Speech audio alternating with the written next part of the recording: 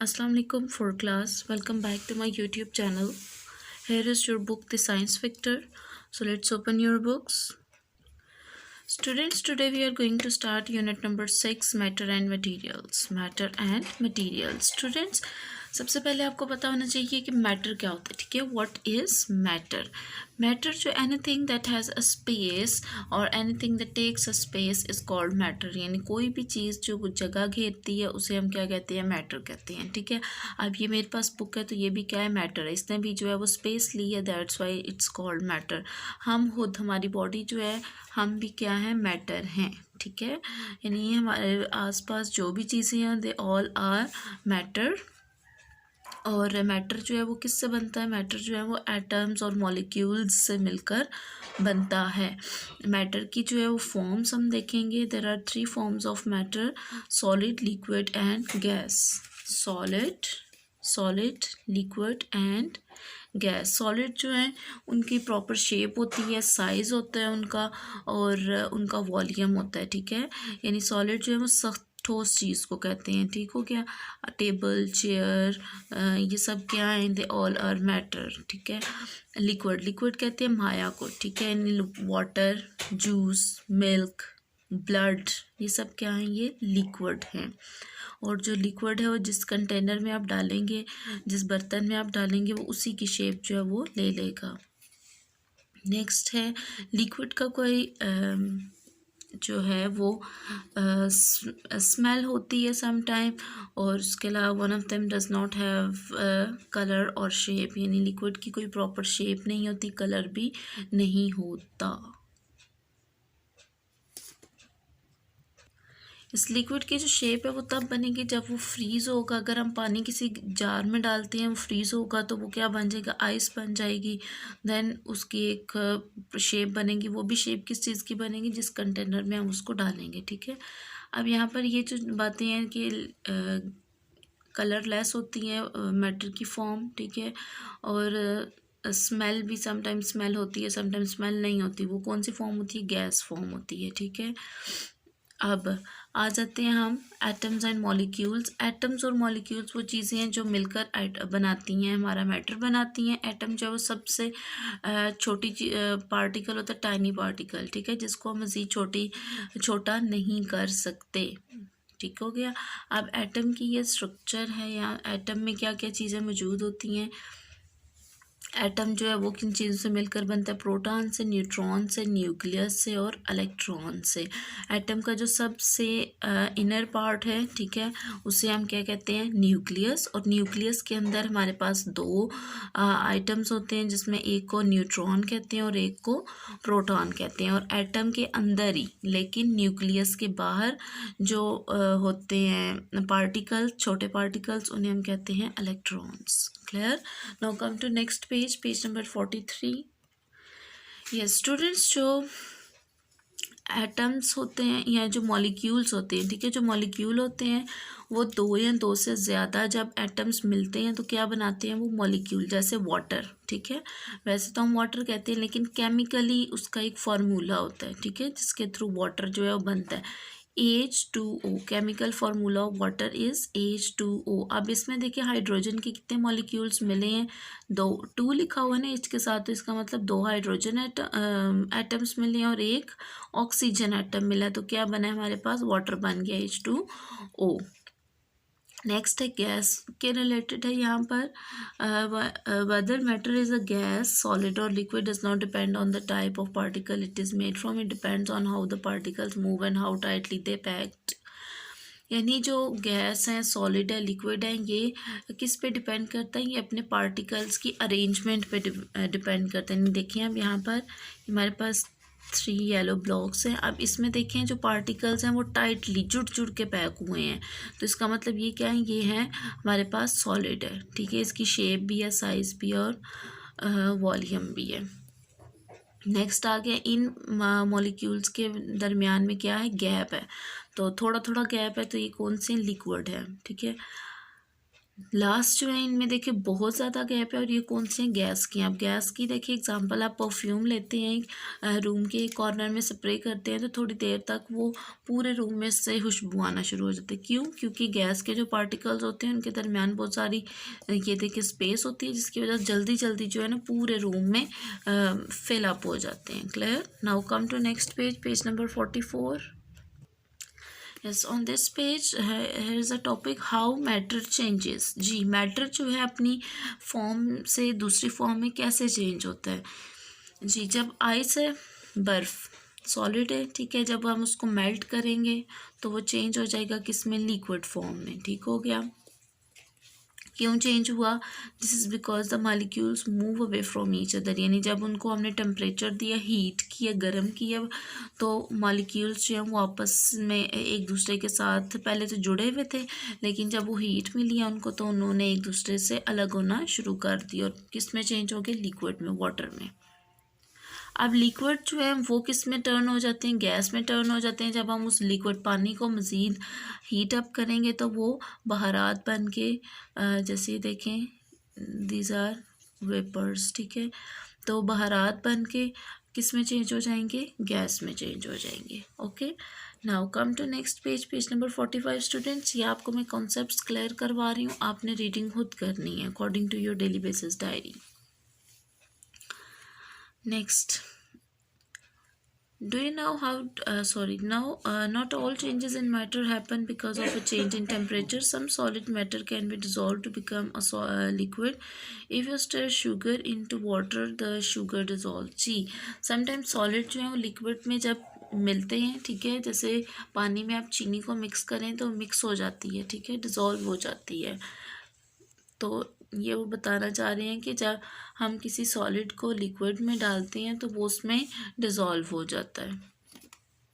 Next topic is mixture solutions and suspensions. जी, mixture क्या होता है? Mixture is a combination of two और मोर डिफरेंट मटेरियल्स, यानी दो मटेरियल्स को हम मिक्स करते हैं, ठीक है, तो वो जब मिक्स होते हैं तो उसे हम क्या कहते हैं, मिक्सचर कहते हैं। और मिक्सचर में हम जब दोनों चीज़ों को हमने सेपरेट करना होता है, अलग करना होता है, तो हम उसको अलग कर सकते हैं। यानी जब for example, so if you mix sand and salt together, sand and salt, रेत और मिट्टी को जब आप मिक्स करते हैं तो ये क्या बन जाता है, एक मिक्सचर बन जाता है, और हम इसको सेपरेट भी कर सकते हैं। Next is solution and suspension. Solutions and suspension जो हैं वो किसकी टाइप्स हैं, मिक्सचर की टाइप्स हैं।